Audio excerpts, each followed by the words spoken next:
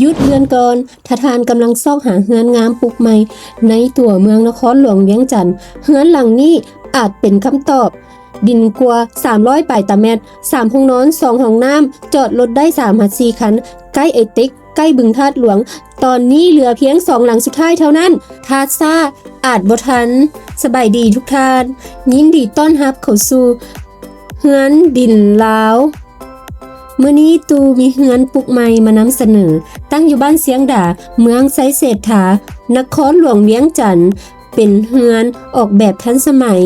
อยู่ในทำเลที่สะดวก และสำหรับครอบครัวที่กำลังซอกหาเฮือนพร้อมอยู่ เข้ามาด้านในขนาดตัวเฮือน11 เมตรคูณ 10 เมตร ออกแบบทันสมัยและจัดสรรพื้นที่ได้ลงตัว เมื่อเข้ามาจะเห็นห้องรับแขกโปร่งแสงเข้าดี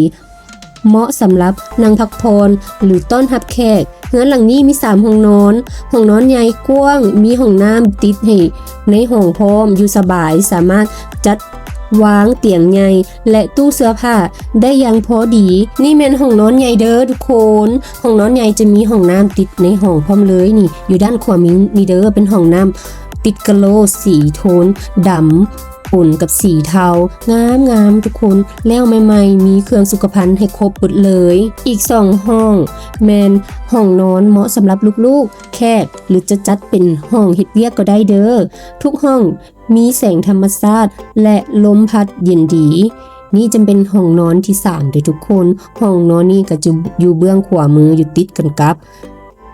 ห้องครัวเดี๋ยวจักหน่อยเขาจะพาทุกคนไปเบิ่งห้องครัวกันเด้อถัดไปแม่นห้องกินข้าวและห้องครัวการจัดวางได้อย่างเหมาะสมสามารถเฮ็ดอาหารได้สะดวกและใช้เวลาร่วมกับครอบครัวมีอีก1 ห้องน้ำเอาไว้ใช้รวมออกแบบทันสมัยสะอาดและใช้งานได้แท้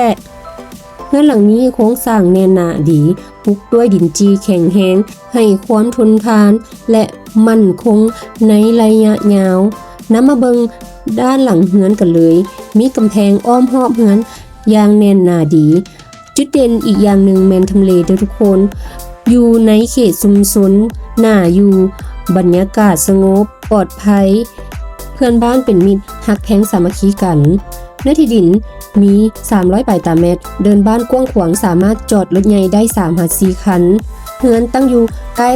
ตลาดบ้านเมืองน้อยกะเอติกและใกล้บึงธาตุหลวงการเดินทางไปมาแมนสะดวกสบายทุกคนใกล้โรงเรียนศูนย์การค้าเขตในตัวเมืองนครหลวงเวียงจันทน์ถนนหนทางเป็นหนทางคอนกรีตและทางปูยางฮอดหน้าบ้านเลยเฮือนหลังนี้เหมาะทั้งอยู่เองและซื้อเพื่อลงทุนเนื่องจากตั้งอยู่เมืองไซเศรษฐาเป็นเขตที่กำลังพัฒนาอย่างต่อเนื่องราคาขายแมนบ่แพงโดยทุกคน2 ล้านปลายบาทเท่านั้นฟังอีกตืม2 ล้านปลายบาทเท่านั้นราคานี้รวมทั้งค่าโอนใบตดินขอบท้องเป็นชื่อของลูกค้าได้พร้อมถือว่าคุ้มค่าหลายสำหรับทำเลและคุณภาพแบบนี้เหลือเพียง2 หลังสุดท้ายถ้าเป็นทานจะปล่อยให้คนอื่นเข้ามาอยู่ก่อนหรือจะเป็นเจ้าของบ้านเอง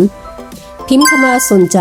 ว่าอยู่กล้องวิดีโอนี้ทีมงานจะส่งรายละเอียดให้ทันทีถ้าท่านใดสนใจหรืออยากนัดเบิ่งเฮือนตัวจริงได้กับทีมงานของตูได้เด้อตามเบอร์ที่ขึ้นอยู่หน้าจอนี้เลย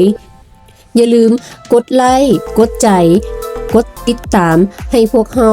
เฮ็ดคลิปเฮือนดินราคาถูกให้ทานได้เป็นเจ้าของขอบใจหลายๆที่รับชมเฮือนดินลาวซื่อสัตย์มืออาชีพไว้วางใจได้